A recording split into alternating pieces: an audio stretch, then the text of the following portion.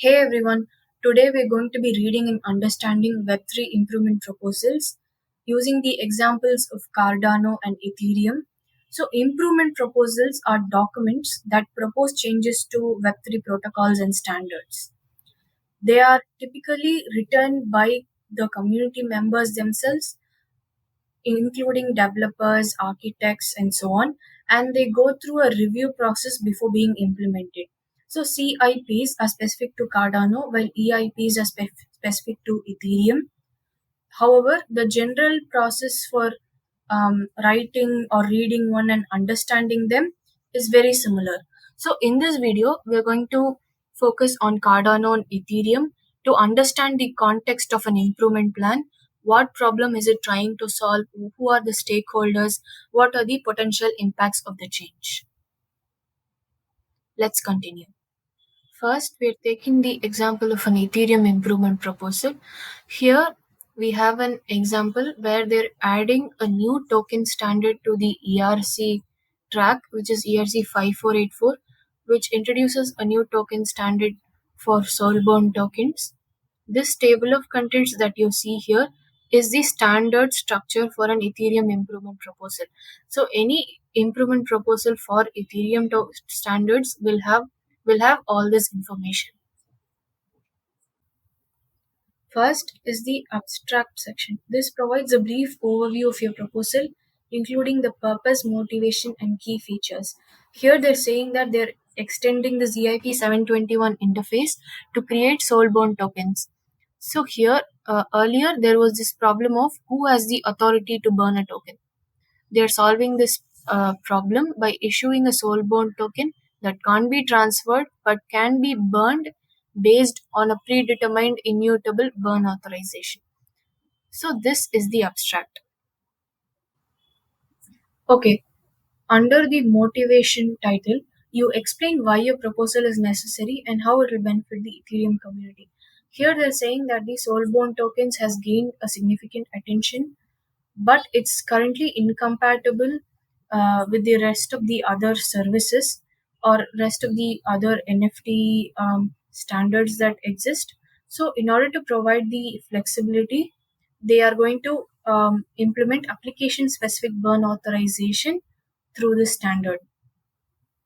Specification heading, you provide a detailed technical description of your proposal, including how it will be implemented, how it will interact with other Ethereum protocols and standards. So here they mentioned that the token must implement these two interfaces because it is solving the problems in this interface. It was necessarily implement EIP 721 for backward compatibility as well. So they mentioned that, and also they mentioned a standard contract interface for the ERC 54 for the 5484 standard. Under this heading, you usually explain the design choices that you've made in your proposal and why you believe that they are the best solution. So here they're saying that the new standard is an extension to the EIP 721 standard. So they're making it as compatible as possible so that it can be extended, the functionality can be extended, and they're solving all the problems that existed in the standard. First, they're making it non transferable, and then they want to set a specific, like, they want to assign the authority to burn the token to a particular address or a wallet. Here, they've also included other information that talks about backward compatibility and solving the problem of key rotations when it comes to soulbound tokens. Next, you have the security considerations. Here, you usually mention if there are any considerations that need to be security related, things that need to be taken care of while implementing this standard. And then you also have the copyright and citation information. So this is the complete format for an Ethereum improvement proposal. Okay, next we have the example that we have chosen for Cardano's proposal improvement plan. Here CIP 1694 is a very significant one in their very significant improvement proposal because it makes very huge changes in their Voltaire era, which is the last phase of the Cardano roadmap. Hence, this proposal is very huge and has very detailed examples on like what problems they're solving and very minute information on how this will change governance and voting for the Voltaire Cardano Voltaire era. At the first look, this proposal improvement proposal looks very similar to the Ethereum one that we saw, following the same abstract motivation and then design and then very similar headings. But this proposal is acting on a much larger scale, where it is proposing a change to the entire on-chain governance system.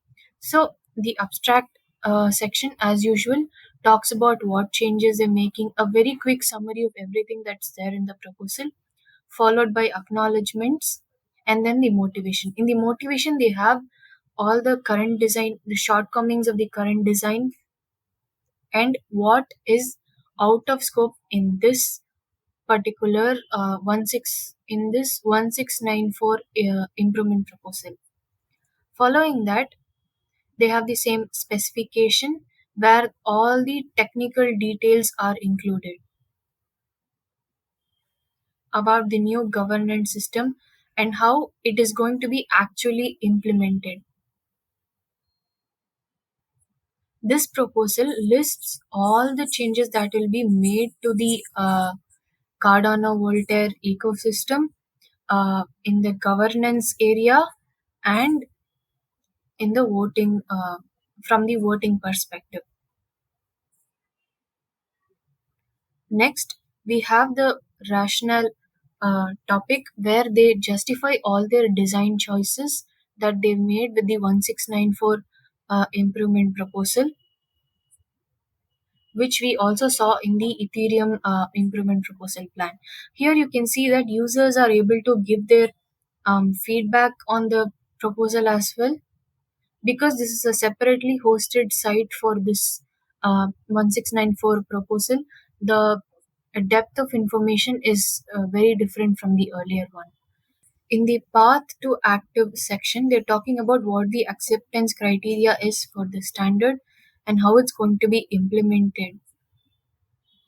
So this is something that we did not see in the previous improvement proposal, and they have very detailed information on what is considered the acceptance criteria for the bootstrapping phase and the final safety measure, followed by open questions, which talks about the concepts that were not previously discussed regarding voting and governance above.